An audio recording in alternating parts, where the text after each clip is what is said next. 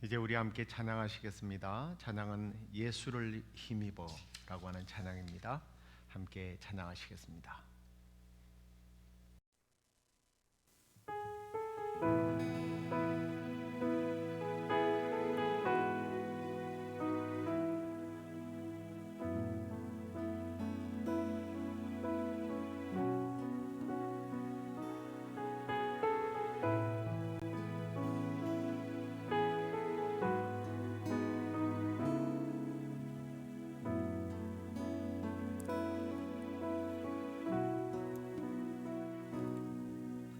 주의 보좌로 나아갈 때에 어떻게 나가야 할까?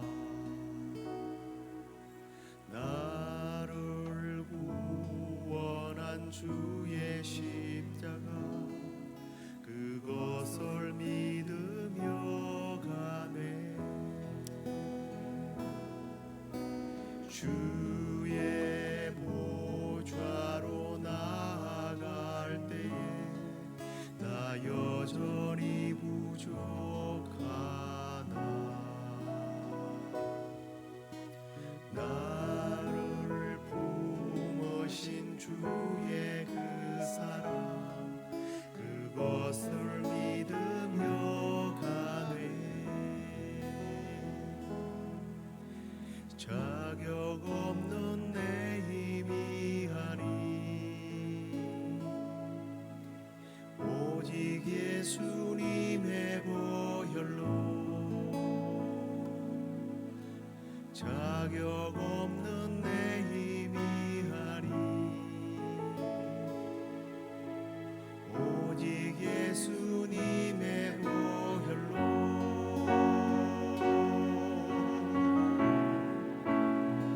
십자가의 보혈 완전하신 사랑 힘입어 나아갑니다.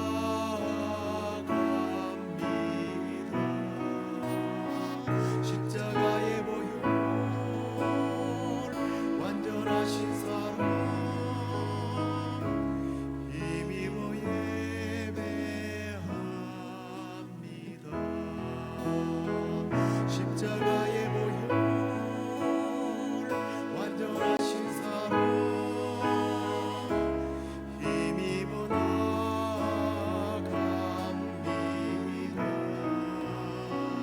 십자가의 보혈 완전하신 사랑 힘입어 예배합니다.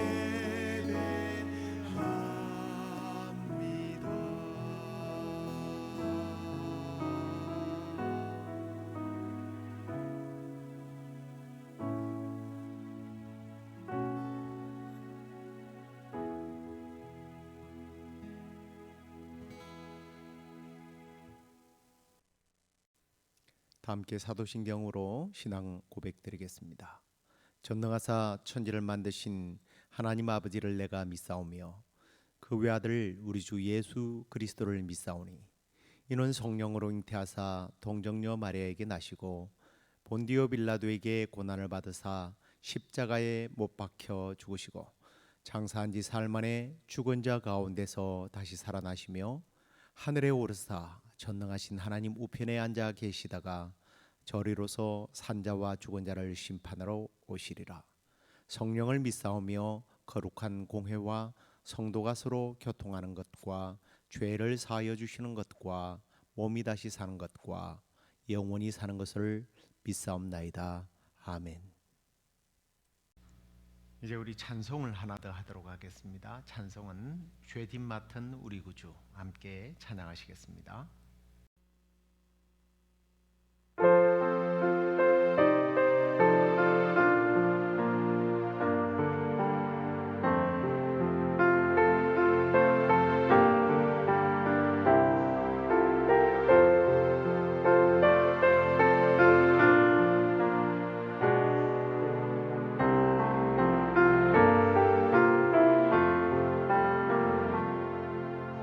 죄짐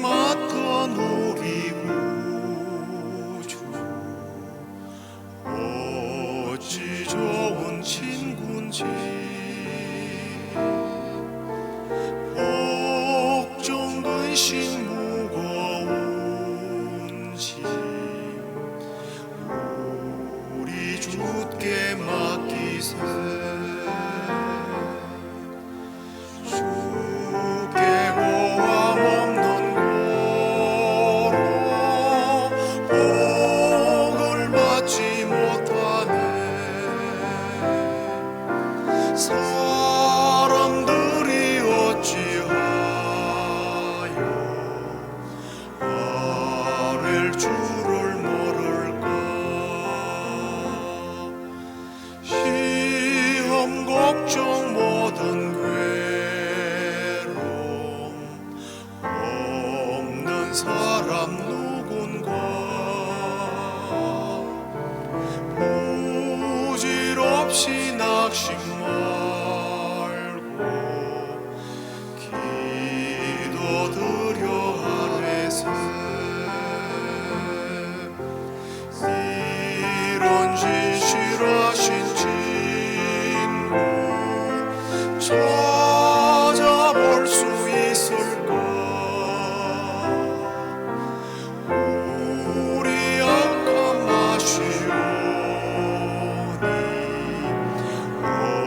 어찌하니 아뢰일까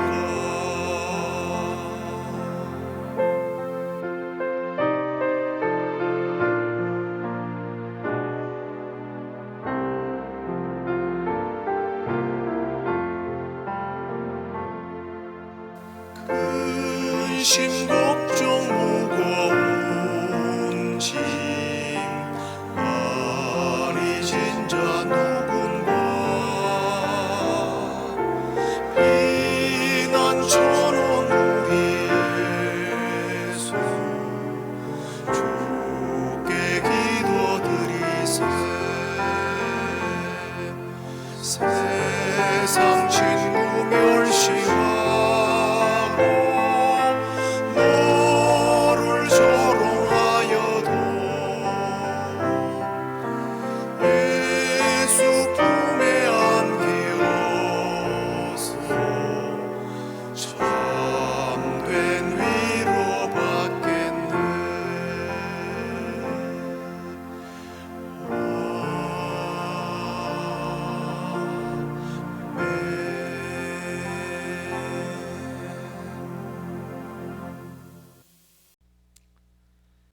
하나님 말씀 이제 나누도록 하겠습니다. 하나님 말씀 요한복음 5장 14절에서 18절 말씀입니다.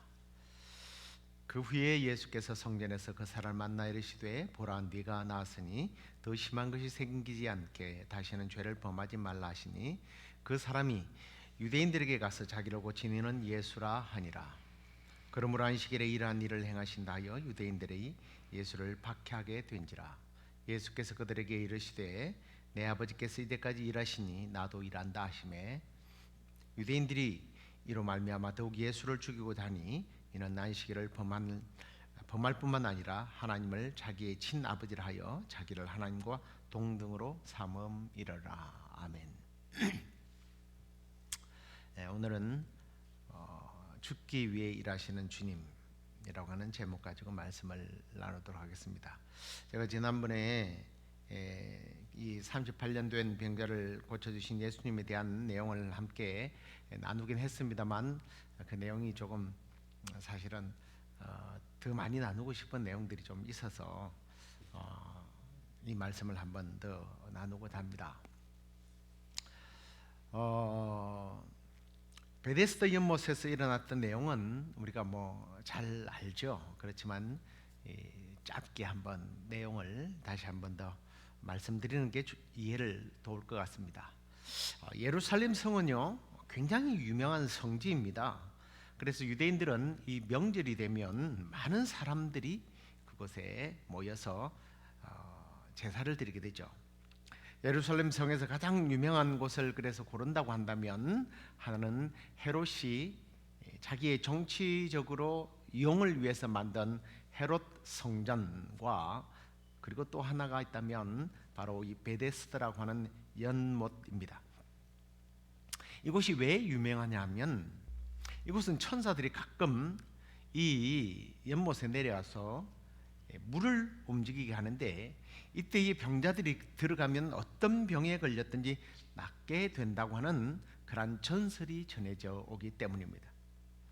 그래서 많은 사람들이 병을 고치기 위해서 모였는가 하면, 또 혹시 누구라도 고치는지 그걸 보기 위해서 이 명소에 명절이 되면 사람들이 많이 모이게 됩니다. 이제 이곳에 예수님께서 나타나셔서 38년 된 병자를 만나게 됩니다. 그리고 그곳에서 주님께서 그렇게 물으시죠. 네가 낫고자 하느냐? 네가 낫기를 원하느냐? 뭐 당연히 낫기 위해서 이 사람이 여기 와 있겠죠. 그러자 이 사람이 자기는 낫기를 원하는데, 물이 움직일 때에 그 연못에 자기를 넣어줄 사람이 없어서 자기가 지금까지 이렇게 병으로 고통을 받고 있다라고 하는 원망을 하게 됩니다. 사실 그것 때문에 그런 건 아니죠. 그런데 그때 주님께서 나을지어다 이게 아니라 일어나 네 자리를 들고 걸어가라 라고 명령을 내립니다. 그랬더니 이 사람이 자기 몸이 힘이 막 들어가는 것을 느끼고 일어나서 자기 자리를 들고 걸어가게 되죠. 나은 겁니다. 그런데 문제는 이날이 안식일이었다는 거죠. 이 사람이 병을 고쳤다고 사람들이 축하를 하는 것이 아니라 자리를 들고 가는 것이 노동에 해당하기 때문에 안 된다고 정죄를 하는 겁니다. 제가 볼 때 여기서 정죄하는 사람들은 기적을 경험하지 못했던 다른 환자들이 질투해서 그랬을 수도 있고, 또 하나는 앞에서 말씀드렸습니다만 혹시 물이 동할 때에 기적이 일어나는 것을 보기 위해서 구경하러 왔다가 병자가 기적을 경험하는 것을 보고 막 축가를 하는 것이 아니라 뭐 하는 거예요? 종교적으로 맞지 않다라고 정죄를 하는 사람들이죠. 구경하러 왔다가 병이 낫는 것을 보면 축하를 해야지, 이게 종교적으로 맞다 안 맞다로 평가한다는 거죠.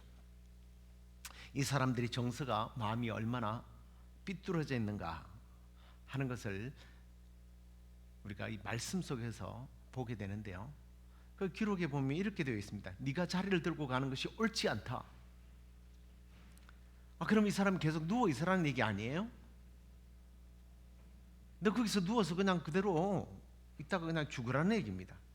그런데요, 이런 방해에 대해서 이 사람의 반응이 참 재밌어요. 조금 전까지만 해도 남을 원망하는 부정적인 사람이었잖아요. 이 사람이 굉장히 적극적으로 자기를 방어합니다. 저라도 당연히 그랬겠죠. 나를 낫게 한 그 사람이 자리를 들고 걸어가라고 했는데 왜 시비냐, 뭐 이러면서 당당하게 가요. 그러자 이 정죄하던 사람들은 결코 포기하지 않습니다. 이 사람은 이제 막 가니까 그냥 내버려 두고, 그러면 이 사람에게 명령한 사람을 찾아서 정죄하자는 거죠. 그래서 그 사람 누구냐라고 묻습니다. 다그치죠. 참 이 당시 유대인들이 얼마나 마음이 강팍했는지 잘 보여주는 그런 장면이에요. 이 불쌍한 병자가 고침을 받았다라는 사실이 얼마나 축하할 일이에요. 그런데 안식일이었기 때문에 너 병이 나으면 안 된다, 가서 빨리 뒤집어져. 야, 참. 그리고 그 고쳐준 사람을 감사하기 위해서가 아니라 정죄하기 위해서 누구냐고 다그치는 거예요. 근데 또 이 사람이요, 누군지 알지 못할 뿐만 아니라 예수님께서 이미 아마 이럴 것을 알으셨던지 오늘 13절에 보면 주님은 이미 자리를 떠버렸습니다. 여기까지가 오늘 우리가 읽기 전의 내용이에요. 자, 14절에 오늘 본문에 예수님이 다시 이 사람을 만나게 됩니다. 저는 이 사람을 성전에서 만나게 되었다는 내용을 통해서 굉장히 가슴이 찡하더라고요. 왜냐하면 예수님께서 일어나 걸어가라고 했을 때 이 사람은 당연히 자기 병에서 고침을 받아서 걷지 못한 사람이 일어나 간 것은 사실이지만 예수님께서 일어나 걸어가라라고 한 이것이 단순히 그냥 질병만 고치는 치료를 위한 선포만은 아니다 라고 그렇게 느껴지면서 가슴이 찡한 거예요. 그가 성전에 와서 하나님을 찬양하고 예배하고 있었다는 거예요. 어쩌면 이걸 조금 확대 해석해 보면 지금까지 이 사람은요, 잘못된 미신적인 신앙의 전설에 자기의 삶을 맡기고 있었던 거예요. 그런데 주님이 와서 너 여기 있으면 안 돼. 빨리 이 자리를 떠나라. 그런 것 같지 않습니까? 그리고 오늘 저희의 어떤 이런 관찰이 틀리지 않은 것은 14절에 보라 네가 나았으니 더 심한 것이 생기지 않게 다시는 죄를 범하지 말라 라고 하는 말씀에서 찾을 수 있습니다. 우리는 이 말씀을 그래 죄 지으면 안 되지, 거룩하게 살아야지, 특별히 사람들과의 관계 속에서 죄를 짓는다 안 짓는다 뭐 이걸로 우리는 거룩을 평가하려고 하는데요, 그의 질병은 일상 속에서 저지른 도덕적인 죄가 아니죠. 뭐예요? 하나님과의 관계 속에서 지어진 신앙적인 죄였다는 거예요. 38년 동안 하나님을 찾지 않았습니다. 전설을 믿고 베데스다의 물이 동하기를 기다려온 사람이었던 거예요. 불신앙의 자리 아닙니까? 우상숭배, 미신의 자리에 그는 머물고 있었던 겁니다. 그런데 앞에도 말했죠. 너 왜 자리를 들고 일어나니? 그 자리에 다시 돌아가라. 그 우상의 자리, 불신앙의 자리에 다시 가라는 거예요. 그래서 주님은 이 불신앙의 자리, 우상숭배의 미신적인 자리를 떠나라고 명령한 겁니다. 그래서 떠났던 그에게 네가 나았으니 더 심한 것이 생기지 않도록 다시는 하나님 앞에서 죄를 범하면 안 된다. 하나님을 떠나는 죄를 지어서는 안 된다. 바로 이 말을 한 거예요. 거룩은 하나님과의 관계 속에서 믿음을 가지고 하나님을 섬기느냐 안 섬기느냐, 거기에 따라서 거룩한 삶이냐 아니냐가 평가되는 겁니다. 자, 이렇게 이 사람이 드디어 자기를 고쳐준 분이 예수님이라는 사실을 깨닫게 됩니다. 그런데요, 우리가 읽었던 15절의 말씀을 보면 아니 갑자기 굳이 안 해도 될 일을 하게 되는 거예요. 15절에 보면 그 사람이 유대인들에게 가서 자기를 고치니까 예수다라고 이야기를 합니다.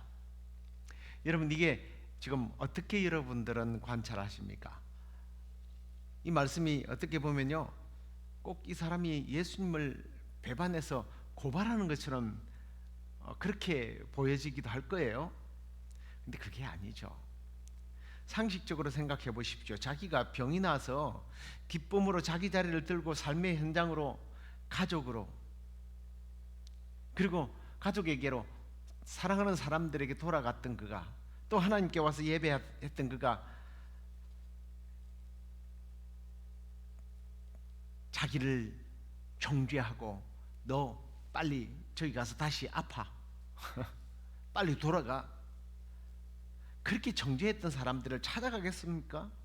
꼴도 보기 싫겠죠. 그런데 찾아갔다는 건 어떤 의미입니까? 나를 고쳐준 분이 예수님이야. 예수님이 하나님의 아들이심을 증거하게 되는 거죠. 그래서 16절에 보니까 이 사람들이 와, 하나님의 아들이 예수가 하나님의 아들이구나 이렇게 하는 것이 아니라 오히려 16절에 보니까 박해를 시작했다라고 되어 있습니다. 그래서 예수님이 이 사람 때문에 내가 박해를 받게 되었고 복음을 전하는 일에 방해가 되었구나 이러면 이 사람이 그 유대인들에게 가서 예수님을 자기 일을 고친 분이 예수님이라고 이야기한 것이 고발이 돼요. 그런데 예수님은 그렇게 말씀하시지 않았습니다. 우리 17절 말씀을 한번 볼까요? 예, 17절입니다. 예수께서 그들에게 이르시되 내 아버지께서 이제까지 일하시니 나도 일한다 라는 말씀을 합니다. 이 말씀을요 그냥 그대로만 해석을 하면, 이 말씀 자체만으로 말씀하면 하나님께서 쉬지 않고 일하기 때문에 내가 안식일에도 열심히 일한다 이렇게 해석할 수도 있습니다. 그런데 이 말씀은 이렇게 단독으로 해석하는 게 아니고요, 또 안식일을 안 집어넣어도 하나님이 일하시니까 예수님도 열심히 일하신다 이렇게 해서 될 문제가 아니에요. 18절과 함께 해석을 해야 되는 거예요. 18절은 뭐라고 그럽니까? 유대인들이 이로 말미암아 더욱 예수를 죽이고자 하니 이는 안식일을 범할 뿐만 아니라 하나님을 자기의 친아버지라 하여 자기를 하나님과 동등으로 삼음이르라. 자, 이 말씀의 핵심은 뭐예요? 더욱 예수를 죽이고자 했다라는 데 핵심이 있습니다. 자, 그렇다면 예수님께서요 지금요 일하신다라고 하는 이 표현은 어떤 의미입니까? 하나님의 구속 사역을 위한 일인 거죠. 하나님께서 지금까지 예수 그리스도를 통해서 일하시는 모습은 구속사예요. 우리를 구원하기 위한 일이란 말이에요. 그렇다면 예수님께서 여기서 일하는 것은 십자가에서 죽겠다는 이야기입니다. 죽어야 하나님의 대속 사역이 이루어지기 때문이에요. 그리고 죽어야 다시 살아나는 부활의 기쁨, 부활의 영광이, 부활의 능력이 보여지기 때문이에요. 이게 잘 이해가 안 된다면 여러분 연어를 한번 생각해 보시면 될 겁니다. 옛날에 이제 과학적으로 증명이 안 됐던 시대에는 두꺼비가 알을 뱀의 배 속에서 낳기 위해서 일부러 약을 올려서 죽고, 거기서 독이 퍼져서 독사도 죽고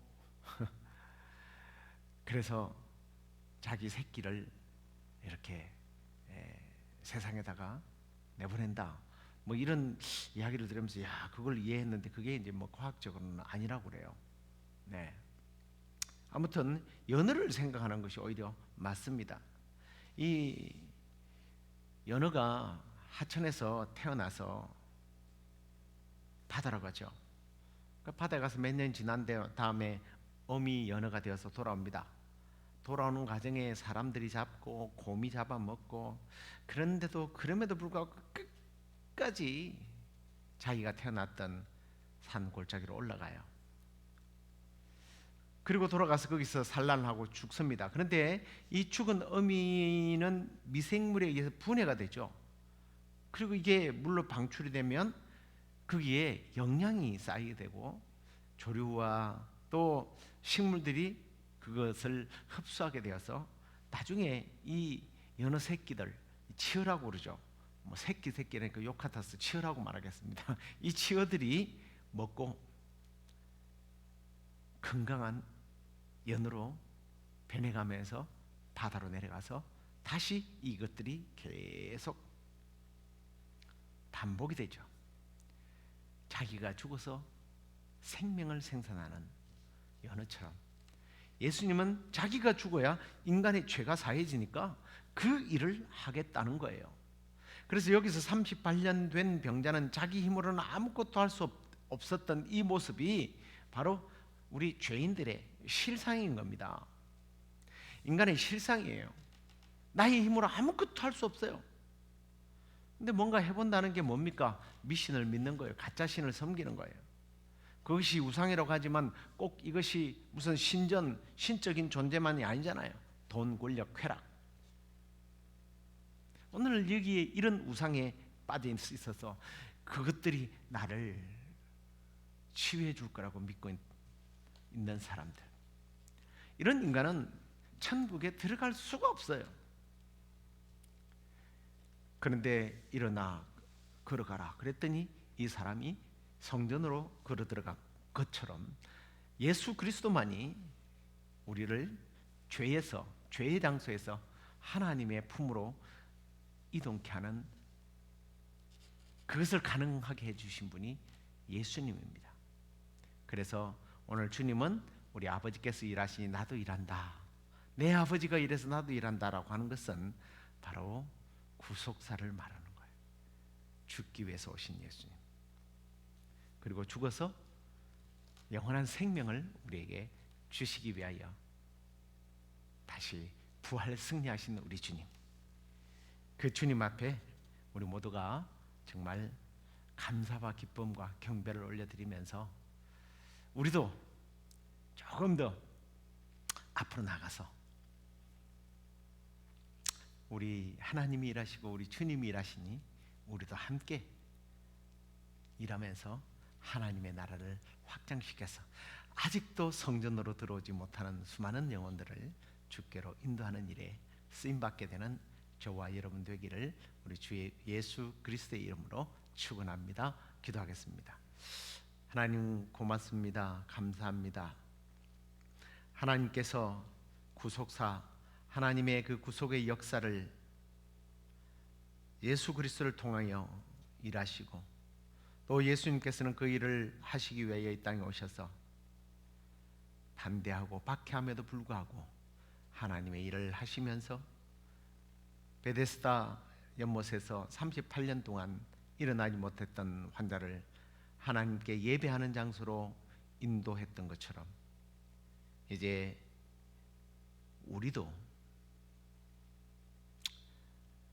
허물과 죄로 말미암아 죽었고 사망의 자리에 있었는데 예수 그리스도께서 우리를 위하여 일하심으로 천국 백성이 되게 하시니 감사합니다.